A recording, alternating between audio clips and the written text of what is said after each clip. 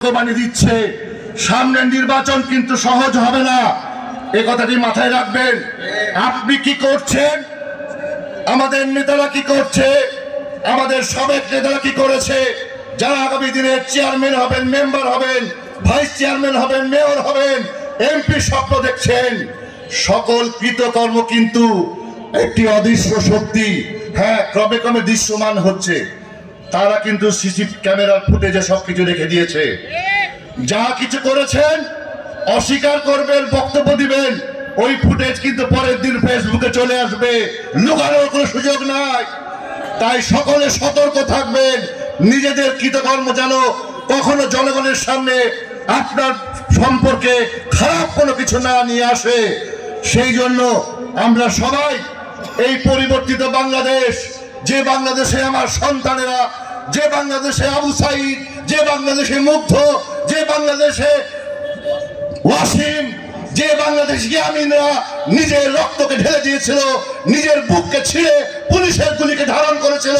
আমরা দেখেছি ফেসবুকে প্রতিদিনই কিভাবে নির্বিচারে গুলি করছে, টার্গেট করে স্নাইপার দিয়ে হেলিকপ্টার থেকে গুলি করছে, কিভাবে মাথা থেকে রক্ত ছড়াট করে ছিটিয়ে পড়ছে, কিভাবে একটি ছেলে বুক চেপে কেউ যেন ভয় না পায় তার বুকে গুলি লেগেছে, হৃৎপিণ্ড ভেদ করে চলে গেছে, কিন্তু আরেকজন ভাই যেন ভয় না পায়, আন্দোলন যেন দাঁড়িয়ে থাকে, সেই জন্য সে লুকিয়ে লুকিয়ে চলে যাচ্ছে। কিছুক্ষণ পরে তার মৃত্যু হলো। প্রিয় ভাইরা আমার, তাদের কথা যেন আমরা ভুলে না যাই। সেই জন্য আগামী দিন এই বৈষম্যের আড়ালে নাগরিক কমিটির মধ্য দিয়ে আওয়ামী লীগের দোসররা, আওয়ামী লীগের কাউন্সিলররা, চেয়ারম্যানরা হয়তোবা তাদের শেল্টারে থেকে রাজনীতির মাঠে নামতে পারে। যেই হোক না কেন, এই আন্দোলনের সংগ্রামের সাথে, এই রক্তের সাথে যারা বেইমানি করবে, তাদের মিছিলে যদি আওয়ামী লীগ থেকে দেখা যায়, সেখান থেকে ধরে গণবিতরণ দিয়ে তাদের নিশ্চিত করবে। আর প্রশাসনকে বলে যায়, প্রশাসন যেন ঠিক মতো চলে। এইখানে কোন আওয়ামী লীগের গুন্ডা সন্ত্রাসী অস্ত্রধারীকে গ্রেপ্তার করেননি। অপরাধ করছেন, অপরাধের মাত্রা কিন্তু বাড়ায়েন না। জবাব দিয়ে আপনাকে জনগণের সামনে করতে হবে।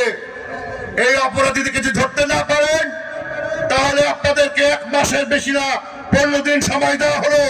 এই প্রশাসনিক জায়গায় বসে থাকতে পারবেন না, এখান থেকে বিতাড়িত করা হবে আপনাদেরকে। সেই কথা বলে আগামী বাগমারার এই ভবানীগঞ্জের যে নতুন নেতৃত্ব আসছে, সেই নেতৃত্বকে আগাম অভিনন্দন জানিয়ে সবাই তাকে গ্রহণ করবেন। যারা হয়তো পরাজিত হয়েছেন, তারা এই দলের ত্যাগী নেতা হতে পারে, অনেক পরিশ্রমী হতে পারে, অনেক কষ্টে তাদেরও জীবন করতে পারে। কাউকে আমরা বাদ দিব না। দলকে আমরা এক জায়গায়